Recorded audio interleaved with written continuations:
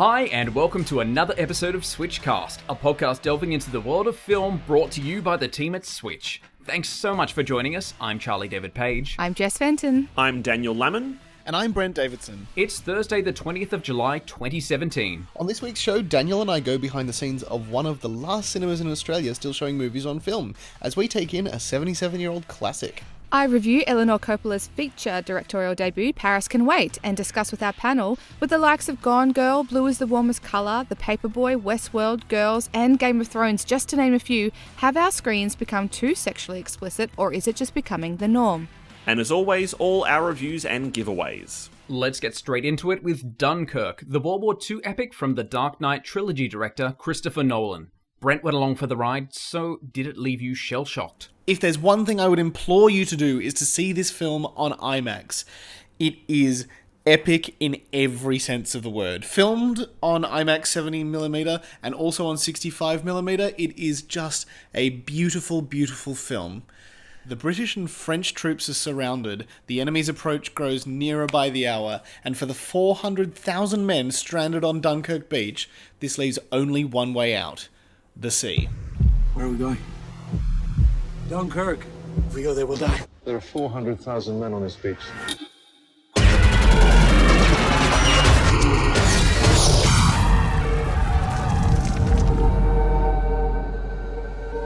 It's coming back round.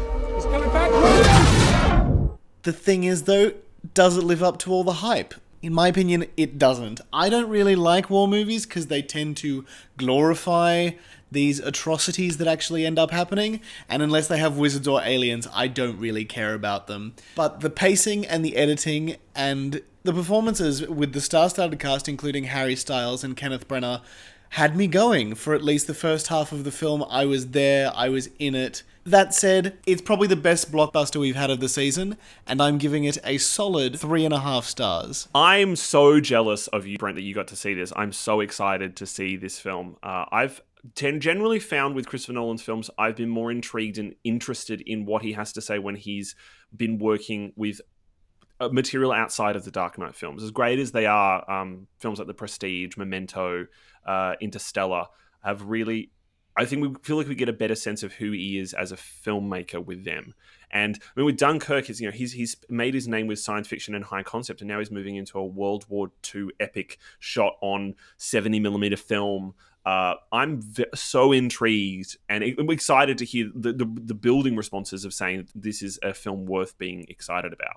It is interesting. This is almost one of his only film set in the real world. As you say, Daniel, all the films he's done so far have been sci-fi. This is something very different for Christopher Nolan. And it's his shortest film, isn't it? This is the shortest film he's made since following his debut. We're so used to filmmakers deciding to, like, particularly with an epic scope like the Second World War and the evacuation of Dunkirk, you expect to have a long sweeping epic, but this, I think it runs barely at 2 hours, which is it's only 106 minutes. And I saw an interview where someone asked him why it was so short, and he said, well, short in inverted commas, and he said that it was about making sure that it did exactly what it needed to do and no more, like not overstaying its welcome and becoming indulgent.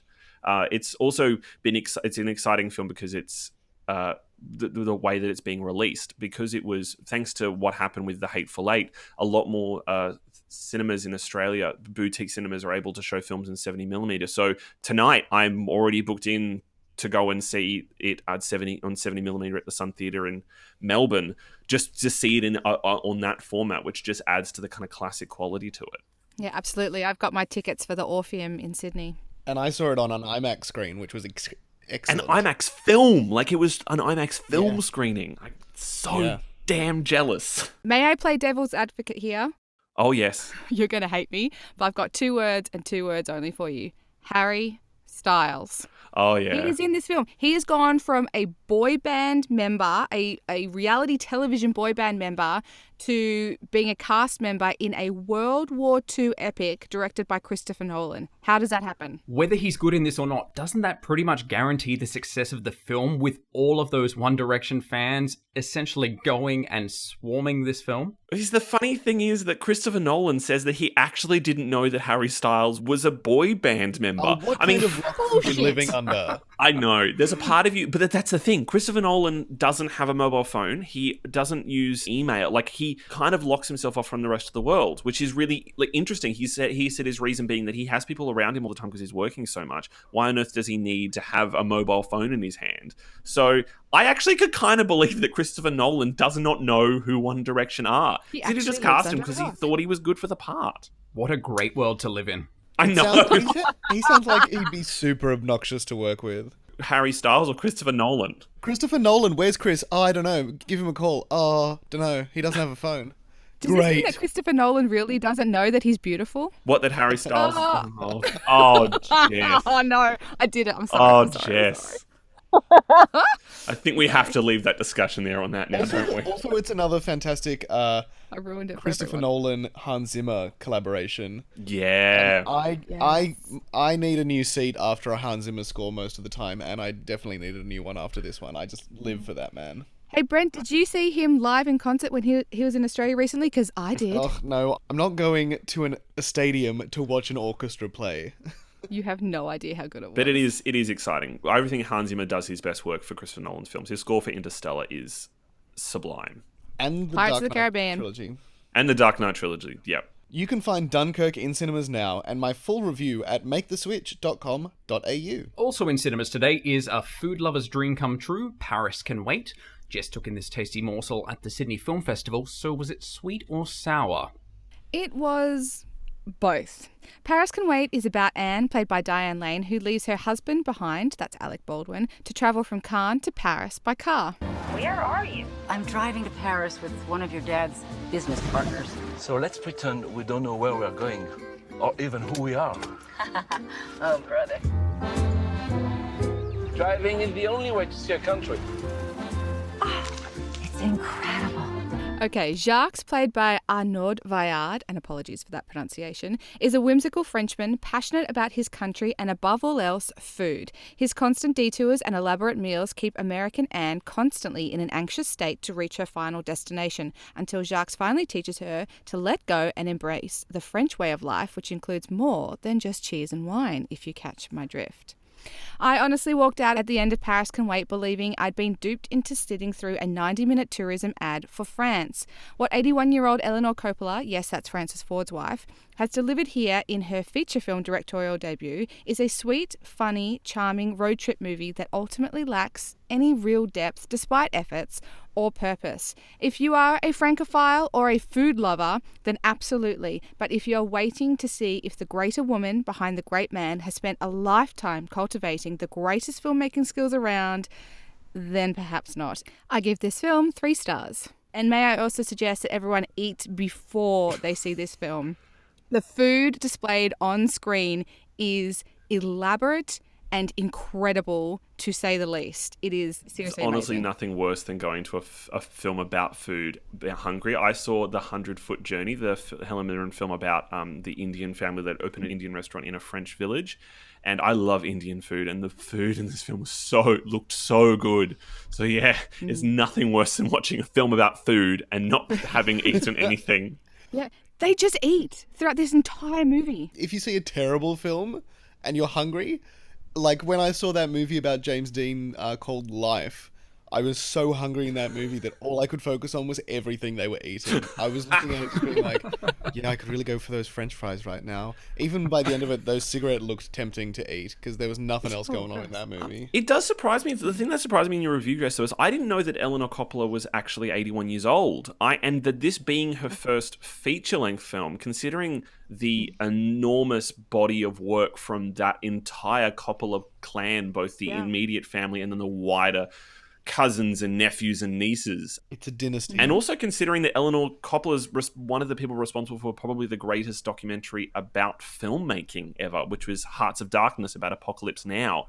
It surprises me it's taken her that long to actually make a feature film. But it actually kind of works because as a documentary filmmaker, she has, you know, truly sort of gotten into the nitty-gritty of what makes France beautiful. Everyone knows that France is beautiful, but we've got, you know, roads and valleys and hills and museums and oh my God, I cannot stress this enough. The food, wine, cars, people, everything. And she's sort of got that very authentic, realistic eye behind it to really showcase this country. So even for its failings, it at least offers a different lens or perspective to look at this country. It's not just the same Francophilian crap we've seen before. Well, it is and it isn't. I mean, Diane Lane and her French co-star Arnaud, they are so charming and they're really great together and they've got some great banter, but it's kind of dotted between these setups of the little villages that they go to and just all of the food that they eat, and they try to get as much sort of emotional depth as they can in between bites of food, and it sort of feels a bit forced and not really organic enough for my liking anyway. But it was, like I said, it was cute and it's sweet, and I think it will do very well with an older demographic. I'm really intrigued by this genre of travel films. We've got the whole Steve Coogan and Rob Brydon's trip to Spain coming up. They've done a whole series of those films. They are even fantastic. Woody Allen's recent collection. It's interesting to see that, I don't know, it's almost this thing of they just want to go on this fantastic experiences around these countries as a bit of a holiday, basically, and capture all this fantastic scenery, but there's not that much story to these actual movies. No, and I have to also point out that anyone who may be going to see this film because of Alec Baldwin and because he's so fabulous, he's in the film for minutes and only at the beginning, and then you only hear his voice on the phone. So it's not, I wouldn't call it an Alec Baldwin film. I think he may have been doing Eleanor a favour here. The travel films give you a sense of an ability to escape, to be able to kind of sit in a cinema comfortably and see another culture. For filmmakers, I mean, Woody Allen has the opportunity to run around the world and make lackluster films in fancy places. Why wouldn't he take the opportunity for it? But also the thing about this film is that it's not an American or anyone like that discovering France. It's actually a Frenchman showing an American his beautiful country. And so that's another interesting and new angle of it. Yeah, absolutely. There's no sort of better way to be shown around a place than by a local in a car. I recently spent 3 days in Portugal getting driven around because, my friend was so proud to show off his city and his country. And that's it's not two foreigners exploring. It's a foreigner getting shown all the best places by a local, and that's wonderful. Exactly. Paris Can Wait is in cinemas now, and don't miss my full review at maketheswitch.com.au. Also out now is Descent into the Maelstrom. This documentary delves into an Australian musical act you've probably never heard of. In 1974, Radio Birdman formed with a vengeance. The loudest band in the land, the energetic and frenetic Radio Birdman. Yeah, huh. Go!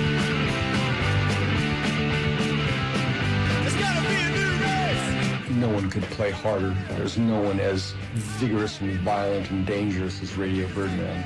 We're going, yeah, right on. If we can still clear the room of our fans, we're doing something right. We were recruiting rock and roll soldiers. They were starting up a new race. Striding out as if to battle. We're gonna kill them. Struggling with venues in the music industry just brought them closer together, and they became pioneers of the Australian underground music scene. But the pressure eventually became too much, and the band split.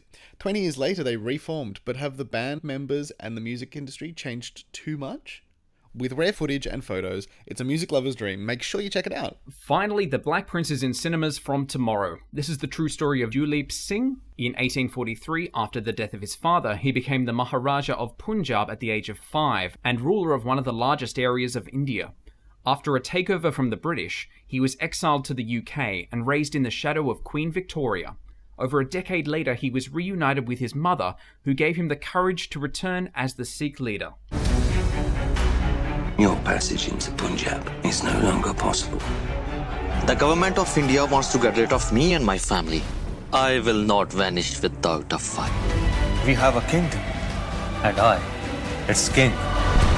With impeccable production values, this film looks stunning. There's not a hair out of place on these historical figures, but that doesn't save the film's woeful script.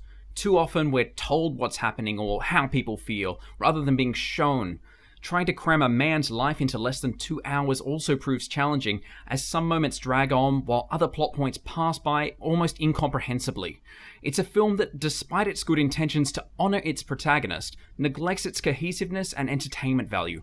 I'm giving it 2.5 stars. That is always a bit of a problem with the whole biopic concept. We've seen in the last few years that there's been an emergence of films with different forms. Like you look at something like Jackie or something like Get On Up, the film about James Brown, where they take the concept of encapsulating somebody's life, but telling it in a way that's unusual or exciting.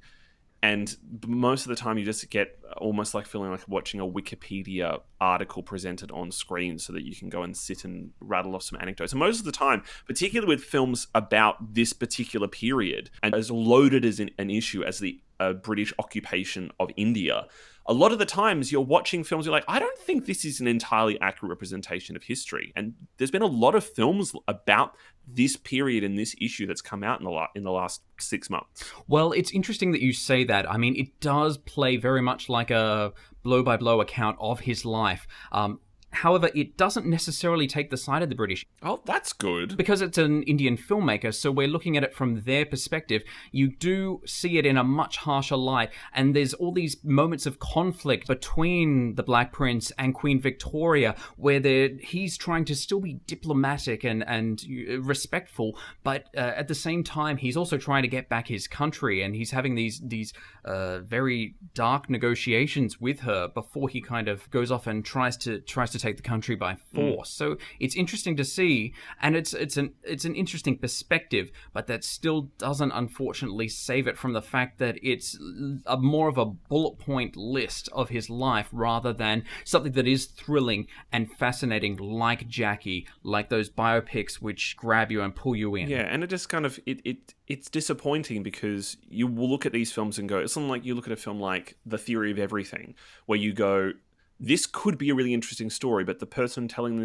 the form this story is taking is not engaging enough to justify the existence of this film. Hopefully, more filmmakers start to become more daring in terms of how they present biographical stories. You can find my full review at maketheswitch.com.au, and out on Blu-ray this week is the monstrous Kong Skull Island.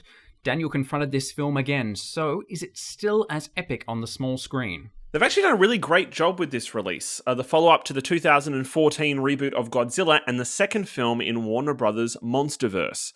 Rather than rehashing the original classic story that we're all very familiar with, though, what they've done is gone with a Vietnam War setting and an even bigger Kong. I spent 30 years trying to prove the truth. Monsters exist. It's a ridiculous film, but what makes it so charming is that it actually knows how ridiculous it is, making it a far more entertaining romp than you would ever expect with some kick-ass action sequences. The Blu-ray release looks and sounds great, with a colourful 1080p transfer and thunderous Dolby Atmos track, along with a strong selection of featurettes, deleted scenes, and a director's commentary. It's also being released on DVD, 3D Blu-ray, 4K, and digital. I'm giving Kong 3.5 stars. I really enjoyed this one in the cinemas. It was such an epic movie. I can't wait to see it again. And you just don't expect it to actually be that good. Like, it's so ballsy and ridiculous. Like, rewatching it, I was really struck by like the opening action sequence. Usually with a film like this, you would drag out the reveal of your monster until the last second, similar to the way that Gareth Edwards does with Godzilla. The arrival of Kong in the film happens very early on, and it's so big and bold that you kind of it takes you aback in the best possible way. I loved this movie. I hated Godzilla.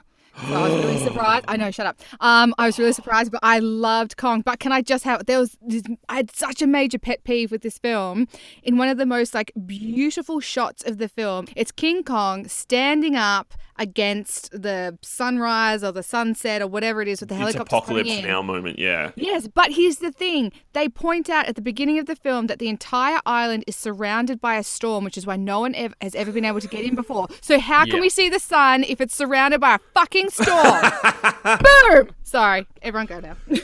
Monsterverse? I don't understand this. Okay. Am I just very ignorant? So what's happening is, because the Godzilla reboot did very well, the concept that Legendary Pictures and Warner Brothers came up with was actually creating a cinematic universe that will include Godzilla and King Kong and all of the various monsters from the Godzilla universe. So the idea is that each film is building towards a film which is basically King Kong versus Godzilla, which sounds like a really ridiculously dumb idea.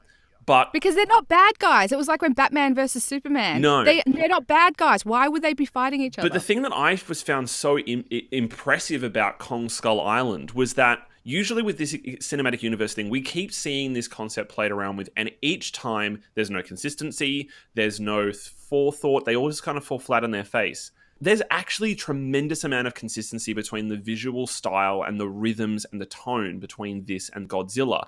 The font of the title sequences are very similar. The fonts used for all the different locations are similar. It feels like they're actually not necessarily taking the time to make sure this works, because really they know, like they kind of know the concept is ridiculous. And so they're just going for it, but making sure that what they create is really slick and cohesive. From thinking this was a stupid idea, I now am really looking forward to seeing where they go with this, because It's so stupid, it's smart. yeah, it's so stupid that it actually might return to the concept of, hey, let's make a movie that's big, dumb, and fun, as opposed to big, dumb, serious, and ponderous. There's nothing ponderous about this film at all. It's just purely there to be entertaining. Yeah. And it has Brie Larson in it. Who could you complain about with having Brie Larson in it? So can I ask everybody, why is this universe going to work, and why is Universal's Dark Universe, which started off with The Mummy, why is that one falling flat on its face before it's even started? I think the obvious answer is because you can't improve on perfection that was the original Brendan Fraser Mummy. Oh yeah, no. Plus,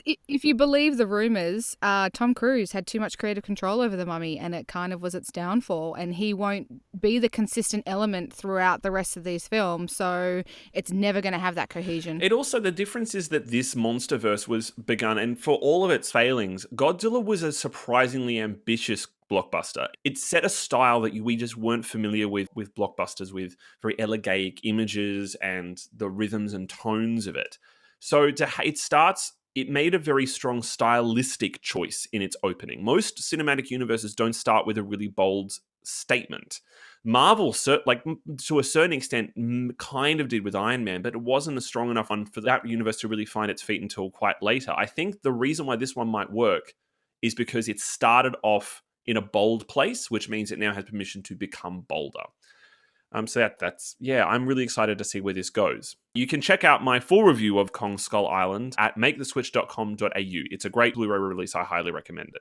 And also out on DVD this week is the Oscar-nominated A Man Called Ove. Daniel, did your heart melt for this cranky retiree? Look, to a certain extent. A Man Called Ove is the Oscar-nominated Swedish hit from director Hans Holm. Rolf Larsgaard plays Ove, a disgruntled widower who spends his days raging against his neighbours and their pets in a small gated community in Sweden.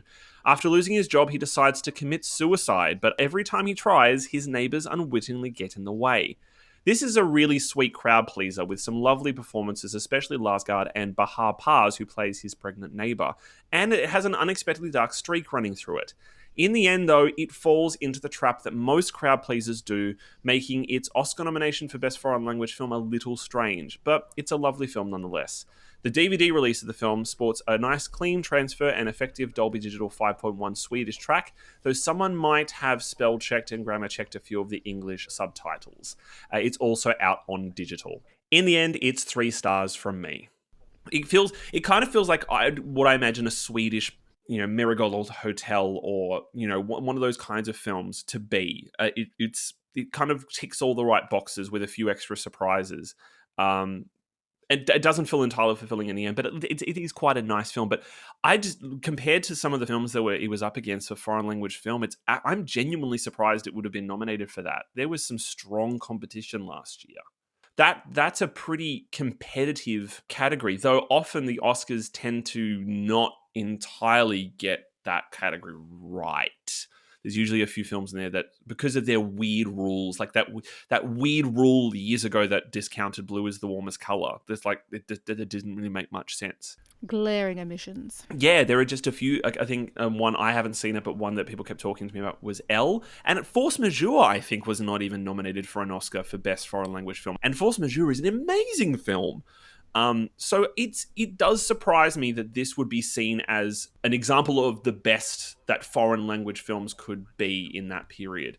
That said, if you like a film that kind of, warms your heart and is quirky and really nice and has a really great sense of world building and the characters are really great, look, you could go worse. It didn't set my world on fire, but I really enjoyed it.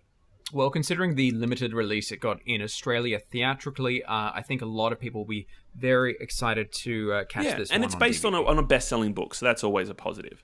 We're also going to be giving away copies of A Man Called Uva. Stay listening for your chance to win, and head to maketheswitch.com.au for my full review of the film. Uva. I just like saying it's a good. It's a very pleasant name to hear spoken that often, particularly because he's such an unpleasant man. Because it's gonna be like hurdy-gurdy-gurdy-gurdy. Wow, you went there, Brent. You went there. Swedish chef.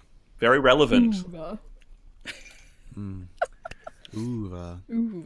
Charlie, please continue this. Get us out. Stuck in a black hole of Uva.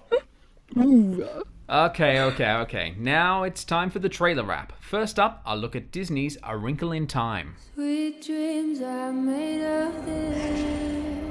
Your father has accomplished something extraordinary. Also dangerous. He's trapped by a darkness that's actively spreading throughout the universe. And the only one who can stop it is you. Be a warrior. I'll try. Now, look, I don't think there's been a lot of particularly great trailers this year, but this trailer grabbed me from pretty much the minute it started. I mean, I was already pretty excited about this film. Ava DuVernay is a tremendous director. Her film Selma from a few years ago was incredible. And the combination of her with this classic children's novel and this amazing cast was already having on 10, but like the editing of this trailer, the visuals are beautiful. You know, who doesn't love a cover of a Eurythmics song? It seems like this is one of those instances where Disney are taking a risk on something and it's hopefully going to pay off. This is already very high on the films I'm excited about for next year. If you haven't seen this trailer, just head over to the show notes at switchcast.com.au to check them out.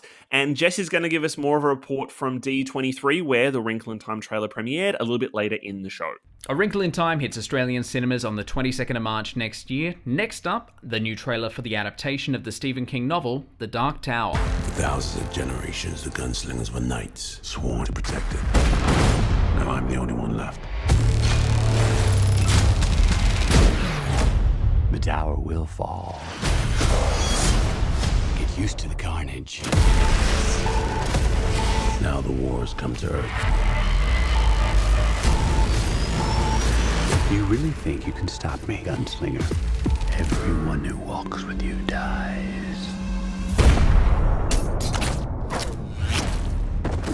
There's a whole bunch of Stephen King adaptations coming up. The other big one of the year is the first part of the adaptation of It. You've got the TV adaptation of Mr. Mercedes, the J.J. Abrams series he's developing, Castle Rock, which is apparently going to incorporate a lot of the ideas from different King novels.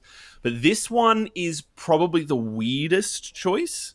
I'm a huge Stephen King fan. I've read all the Dark Tower novels. They are incredibly ambitious and bordering on unfilmable. And to be honest, from what I've seen in the footage of these trailers, I don't know whether this is one that's going to actually land particularly well. Irrelevant. Idris Elba makes me happy in pants. Ticket sold. Well, the casting of Idris Elba was such an exciting announcement because it was the character of Roland was created off the idea of Clint Eastwood. It's the fact that they've gone for someone who is a person of colour is really exciting. And Matthew McConaughey is a perfect piece of casting to play the Man in Black. Is it though? Because I wanted to ask you about that because you've read the books. I haven't. I don't think any of us have besides you. But yeah, I don't know. Matthew McConaughey, he doesn't really stand out in the trailer for me. I'm just sort of got a big question mark. The trailer doesn't land as well as I thought it would. But when they were announcing, because the character that he's playing is a character that actually appears in many Stephen King stories. The idea of the Dark Tower series is that they are a central series within essentially King's literary universe. There are references to many of the other Stephen King novels inside the Dark Tower series, The Shining, It, Insomnia, Hearts in Atlantis. They're all kind of Salem's Lot are all referenced, and the character that Matthew McConaughey plays pops up in a lot of those. And he was almost cast in the same part, I think, in this adaptation of The Stand that turned up a few years ago that never went anywhere. So no, I think he's a perfect piece of casting. I just don't know whether this is a very complex piece of material.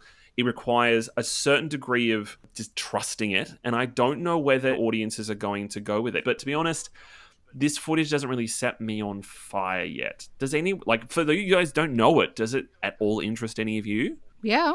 Oh, yeah. Oh, that's good. I was really excited by the cast announcement, but I think these trailers have kind of taken it down a few notches for me. But for me as well, I'm going to say something controversial here in that I don't actually quite like Matthew McConaughey as an actor. What? And, yeah, I know, controversial. Also, when did acting become just about lisping all the time? I'm pretty sure he didn't have a lisp in that movie, How to Lose a Guy in 10 Days, right? Now he's just suddenly got that fucking whistle in his voice, and I hate it. I don't want to see him in another movie. Oh, maybe don't ever watch True Detective, because I don't know if I could cope with your response. It's all just talking. I mean... It's got a sibilant S. Too much, though. It wasn't around 10 years ago. Well, we'll find out how The Dark Tower goes when it hits Australian cinemas on the 17th of August. Next up, let's have a listen to Imelda Staunton and Joanna Lumley as they kick up their heels in Finding Your Feet. Sandra, what are you doing here? Mike's been having an affair. Why don't you come to my dance class? It might cheer you up. How did your internet date go at the weekend? Well, let's just say I got more than I bargained for. Oh, lucky you. No, he showed up with his wife in tow. Turns out I'd clicked swinging instead of swimming on my list of likes. Can I just get this out of the way first? I watched this trailer twice, back to back, because I was in such shock and awe over Timothy Spall's dramatic weight loss. Yeah, I had the same reaction when I saw the trailer for Denial. He's half the size. Yeah, he looks perfectly healthy, and apparently he's fine. But it is quite a shock. But it looks like fun. It's a good cast. It does. This has got such a fantastic British cast. I love Joanna Lumley. It just makes me so excited. And Imelda and Auntie Una. Yeah.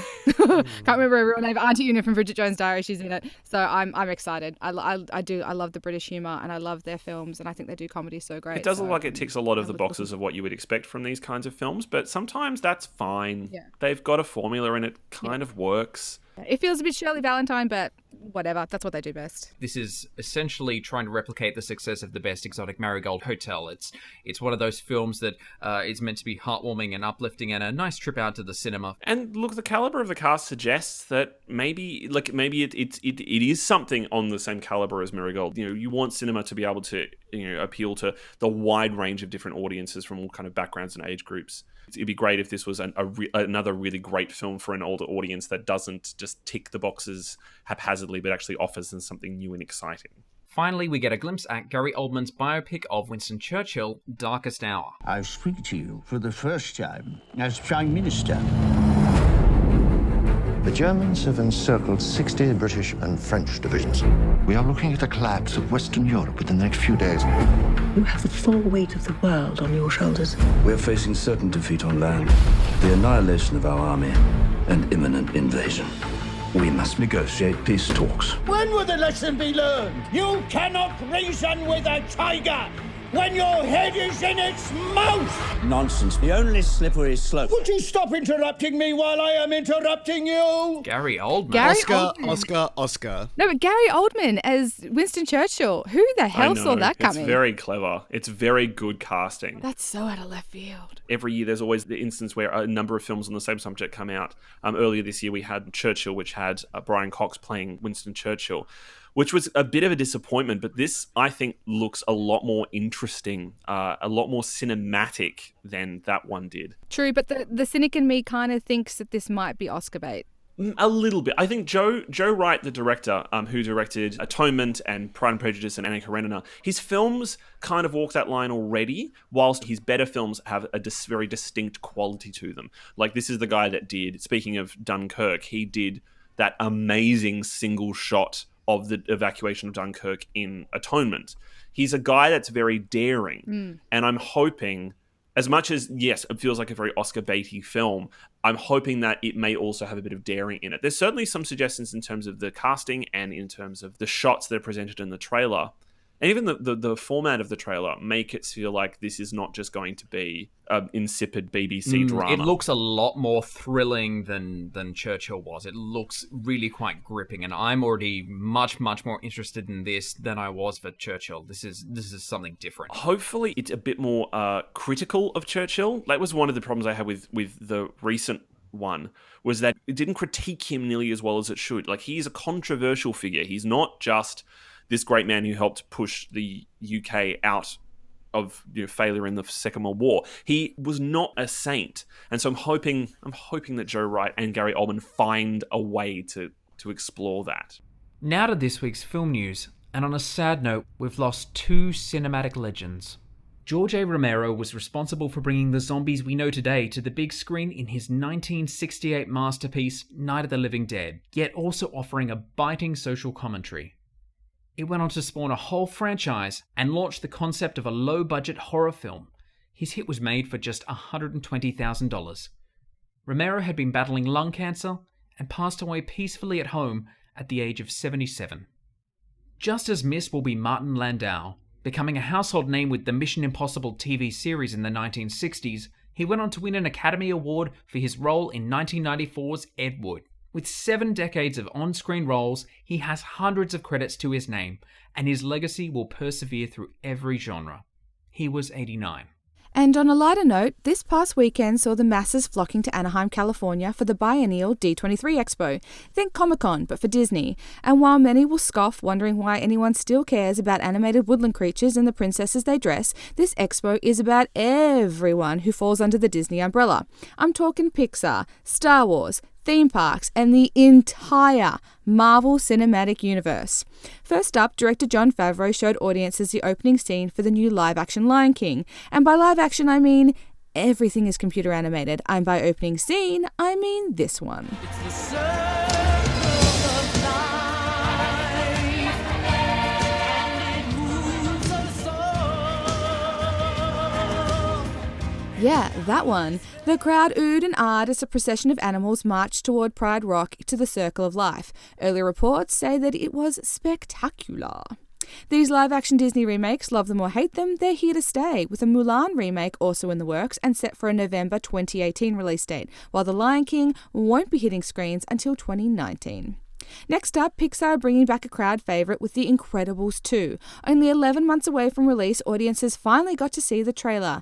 Jealous! Word on the street is number 2 picks up right where the first one left off, and this time we're focusing on Jack and his many, many, many powers. So excited! Speaking of powers, rumour has it that the Avengers Infinity War will have 67, that's 67 Marvel characters featured in it, and most of them were on stage this weekend. Just kidding, but seriously, there were a lot. Lucky D23 goers finally spied with their little eyes Thanos. Yes, Big Purple himself, who was teased way back in the credits of the first Avengers film in 2012, is finally about to wreak his havoc on the universe, and I, for one, cannot wait. But I'm going to have to, because it won't be out until April next year. Grr. And last, but by no means least, I give you Star Wars The Last Jedi. A behind-the-scenes video was shown highlighting new director to the franchise, Rian Johnson. The footage was received bittersweetly, just as it should have been, with the dearly departed Miss Carrie Fisher featured in what is to be her last appearance in the Star Wars saga. So far, this video is the only one to have made it to the internet. With San Diego Comic-Con this weekend, I'm sure we'll be flooded with it all come Monday morning, so keep your eyes peeled. And may I just remind you that this is the tip of the frickin' top of the giant iceberg, with endless panels, Q&As, Hall of Fame inductees, and Mary Poppins returns, as well as oodles of new attractions and developments in line for the many parks and resorts. Oh my god, I'm exhausted just talking about it. We have an incredible 2 years ahead of us, all thanks to Disney. One of the most anticipated events of this week isn't actually an event that's happening in cinemas, but on the small screen. The highly anticipated return of Game of Thrones. The 7th season in the blockbuster series, it will hopefully build on the promises made at the end of the last season with its explosive finale, and bring all the combatants in the war for Westeros face to face. It's a series that's always invited heated debate, passionate reactions, crappy social media spoilers, and often breaks illegal downloading records. But after a pretty lackluster blockbuster season in cinemas, it will likely prove again why television is surpassing film in ingenious and daring storytelling. You can't deny the enormous cultural impact of this series. Is that something television is more capable of doing now than cinema is? Yes. Why? I hate Game of Thrones. I watch it. I watch it with my partner. Honestly, I've been asking myself this a lot. I think it's FOMO. I can't stand walking around the world and everyone talking about Game of Thrones and me having no idea what they're talking about. So I watch it. And do I enjoy it? No. Do I get engrossed in it? No. but I sit there week in, week out next to my partner who does love it, although I have to admit he got a bit bored during last season. Yes, we all did. And I watch it and I sit there and I go and I do the really annoying girlfriend thing and I do the who's that? Why are they doing that? Why aren't they brother and sister? Why are they fucking each other? And then I walk away going, yeah, okay, whatever. I still think it's quite remarkable that show has become such an enormous cultural touchstone as it has. I remember because I started watching it when it first started airing on HBO back in 2011, and I was really engrossed in it. But then I love The Lord of the Rings. That's a kind of world that I'm vaguely interested in. And watching this piece of high fantasy that often gets quite ridiculous, it still surprises me that so many people are as engrossed in it as they are. And a lot of people this is their first and only real, stepping into the world of fantasy. And I think it's one of the few fantasy series on television that's ever actually been successful. Look, there's a lot of reasons for it, and I think we need to go back to the source material. I read these books years before they were made into a TV show, and it's because it's almost like The West Wing set in a fantasy land, because there's not... In the books, it takes so long for there to be any sort of hint of magic or dragons that you're like, oh, okay... that this isn't really a fantasy novel. It's more just like almost a historical fiction. Yeah, it's all about the politics and the power, not so much the I'm going to cast a spell and we're going to go on a magical adventure. Well, it ticks everyone's boxes, right? It does. It's got sex, politics, brutal violence, certain amount of comedy, I guess you could say, to it. Lena Headey drinking wine all the time. Why would we ever complain about that? Okay, all right, moving on, but not really. Speaking of Game of Thrones, in a recent interview, 21-year-old Game of Thrones star Sophie Turner, who has been on the show since she was 12, declared that she learnt about sex from the show itself. Game of Thrones has been both praised and criticised for its graphic sexual nature, including incest, and with Turner herself featuring one of the most divisive scenes of the show in which she is brutally raped by her husband. So, is television and film becoming too sexually explicit, or is it just moving with the time? Is this what audiences want and expect these days? Well, I think it's quite interesting that it's more so on TV screens than it is on film screens. I think you find... It is. And more so on HBO series. HBO, Showtime, those kind of cable networks from the US, definitely. I've been rewatching 6 Feet Under recently, and that's similar. It's, again, HBO, but they were really sexually explicit back in 2001. I think these cable networks have the opportunity to do so much more, and they really push the boundaries. Sex in the City, that was a huge turning point in the representation of women on television, the representation of women as sexual beings on television. And I remember watching that as even in my early 20s when I went back and rewatched the whole thing and just going, wow. But as much as in those cases, a lot of the times it's quite empowering to see it. What happened on Game of Thrones, it does kind of question about crossing a line, whether or not that it's not contributing to a conversation, it's working against it. Is it artistic or is it actually explicit? Yeah. With shows like Girls, Californication, True Blood, Handmaid's Tale, these all feature really graphic sexual scenes. And there are instances where The Handmaid's Tale is able to justify it. Why it decides to use as a narrative point. Westworld had that notorious orgy scene halfway through the season, which was completely redundant. It didn't have a point, which kind of made you go, why would you have this? I remember when that particular episode with Sophie Turner's character aired, and there was a lot of debate about it. And a lot of debate about whether or not using sexual assault as a narrative point just because is a misuse of a very serious issue. I remember Brian Fuller, the showrunner for Hannibal and now American Gods, said that he has a rule on his shows that he never depicts sexual violence because it's not a thing that he feels comfortable representing on screen because of how significant and serious it is. The Game of Thrones creators justified that particular narrative point by saying, well, it's to do with the development of her character. And his as well. Yeah. But this is, like in Game of Thrones in particular, it's a barbaric world that they live in. Yeah. And everyone's fighting for more and more and different types of power. And, you know, rape and sexual assault is a power move. But it does call into question whether what's the point where it just goes too far, and what's the point where you're pushing your audience. Like I have a similar thing with violence in television shows. I remember there was one point with Game of Thrones where I went, this is actually going too far. I can't watch this anymore. And you kind of become desensitized, and particularly when it comes to do with graphic sexual content, is that a thing that we want to be desensitized to? Do we want to just take that in its stride, or do we want it to be something that hits us really hard?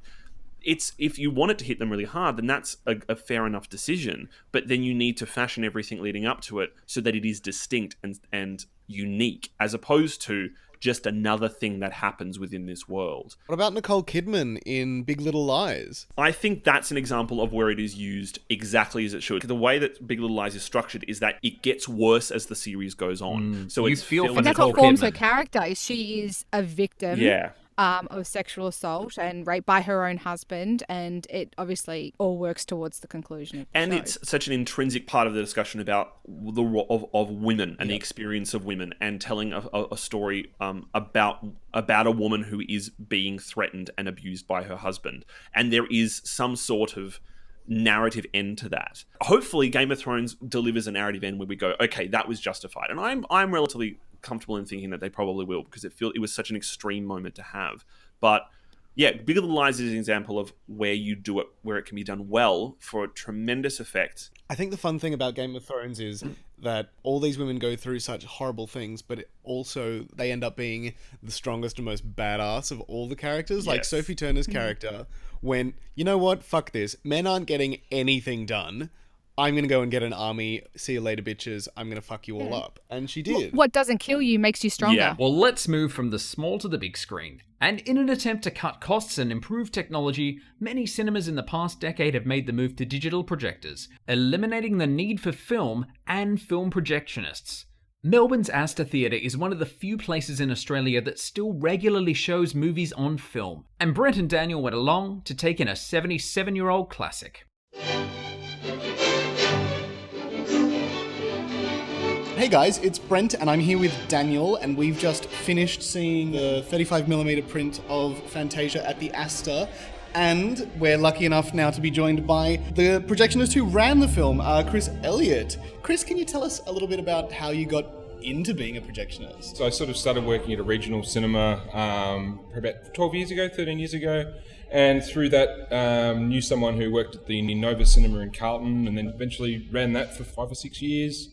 And when they went all digital, was made redundant. Now I'm working here because we're one of the only places running film still. So I don't know much about how these things happen. How would you, to a noob like me, explain how it works? Because I just assumed that you just walk in and maybe press a button and it's all done. But that was not it. No, generally films come in reels and they have to be assembled. What we do reel to reel up here at the Astor, so we could technically run straight off the reels, but I make them up into 6,000 foot reels so that I only have to do two or three changeovers a day. Okay. As opposed to 8 or 9.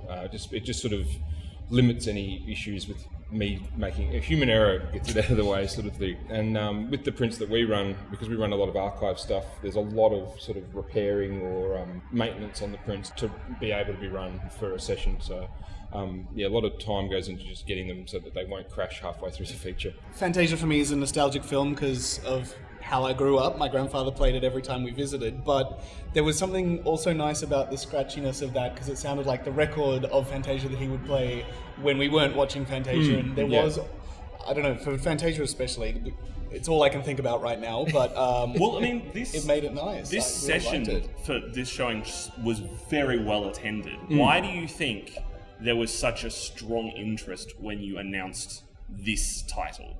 It's funny, like certain films just have that sort of cachet with people, and things like Fantasia, I don't think it gets run enough. I don't think people get the opportunity to see it in this sort of a setting. Well, Disney films, it's very rare to be able to actually see a Disney film on the big screen anymore. Yeah, because Disney do their programming 12 months in advance, and they're really they have a stranglehold over anything that you want to run outside of what they're re-releasing or what they've got available. So when something like this does come up, people do jump on them. And a film print on top of that. Yes, they're even harder to find. Yes, well, that one came from the National Film and Sound Archive in Canberra, and we've been getting a few prints off them. They've got a lot of access prints that we're allowed to get our hands on, which is quite good. And generally, they're not in too bad condition. So there's a couple of other places we get prints from. You're sort of crossing your fingers whenever you open the box, but National Film and Sound Archive are generally pretty good. They're worn, but they're good prints. Organic film projection has come back into fashion in the last few years. I know that the Sun's fitted out the 70mm projector. The Riverlee's done the same. There seems to be a lot of cinemas in Sydney that are doing the same. IMAX just putting back in their 70. Yeah. Why do you think there has been, obviously there's things like The Hateful Eight and all of Christopher Nolan's films, but what are the other reasons for people returning to that format? With cinema too, I think people love the art form and the work that goes in the prestige of cinema. I think when it fully went all digital, it sort of took some of the shine off, and people did seem to equate it to just watching it at home or downloading it off iTunes. And I think people have developed another appreciation of actually coming to the theatre, watching a film with an audience, and experiencing the film with other people as opposed to just sitting. It's definitely that sense, when it's on film, it doesn't feel like a made-for-Netflix shot on a digital video camera thing. It really feels like an experience. And I think too, we're just coming through about 10 years ago, we had that everything had to be in 3D, and I think we've moved away from that now. Not so many 3D releases, a lot of film stuff, a lot of stuff that's shot on film, even if it's transferred to digital. There's a lot of directors that are still and we look at Christopher Nolan, he's just dedicated to running film, where digital was to try and take over from 35mm film. It still can't really compare to 70, and when you run something like Lawrence Arabia, you can see the grains of sand in the desert if you get close enough. It's just it's something to behold, I think. Thank you so much again, Chris. Cheers. Welcome. Fantasia is the first film on the new ASTA calendar for this season, which includes a number of other tremendous films that you can see both digital and on film. These include David Fincher's Seven, the original 1940s version of Animal Farm, the animated version, Dr. Zhivago, the Australian masterpiece Picnic at Hanging Rock, the 90s classic Spice World the movie, and a whole bunch of retrospectives on directors like Terrence Malick, Stanley Kubrick, and the Coen brothers. You can check out all the information on what they have coming up at astortheatre.net.au. And you can find a link to the full version of our interview with Chris at switchcast.com.au. Just check out our show notes to listen to the full interview. We have some awesome prizes up for grabs this week. First up, we have 5 copies of Denial to win on DVD. Rachel Weisz stars in the true story of an American historian who speaks out against a British Holocaust denier, and he tries to sue her for defamation as she fights relentlessly to reveal the truth. We're also giving away 5 copies of A Man Called Over on DVD. For your chance to win this and all our giveaways, head to maketheswitch.com.au/comps now. And before we go, we'd like to offer some cinematic inspiration, with each of us suggesting one film you should see this week and why in 15 seconds or less. For me, it would be one of my all-time favorite films, Almost Famous, especially on a weekend. I love watching this film. It just is so uplifting, so much good music, and it always leaves a smile on my face.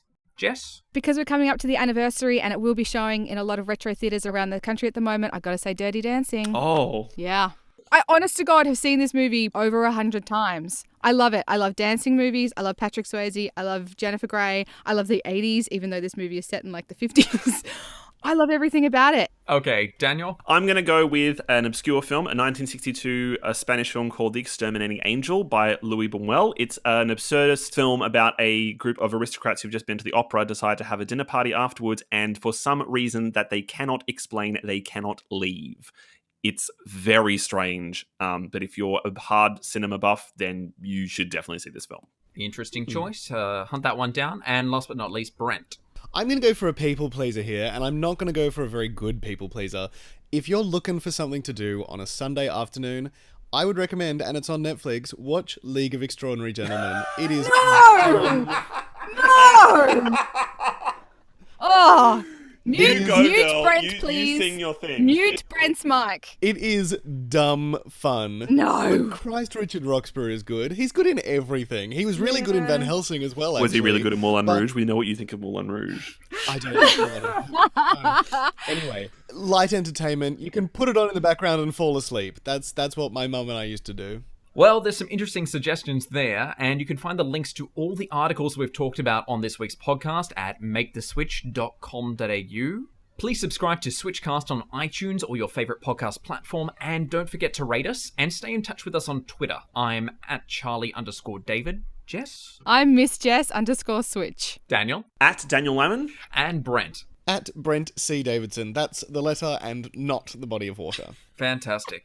Like it? Follow it. You can find us on Facebook, Twitter, Instagram, and YouTube at MakeTheSwitchAU to stay up to date with all the latest reviews, news, trailers, and giveaways. And you can find all the notes and links to everything we've discussed on this week's podcast, as well as other episodes, by visiting switchcast.com.au. On next week's show, I'll take a look inside the Sydney cinema that's bringing classic films back to the big screen and find out why it's delivering packed-out audiences. I'll have my reviews of Casey Affleck and Rooney Mara's A Ghost Story, as well as the National Theatre Live presentation of Jude Law's Obsession. And you better pack your tissues, because I'll have my verdict on the heartbreaking film A Monster Calls. Thank you so much for listening. We'll see you next week.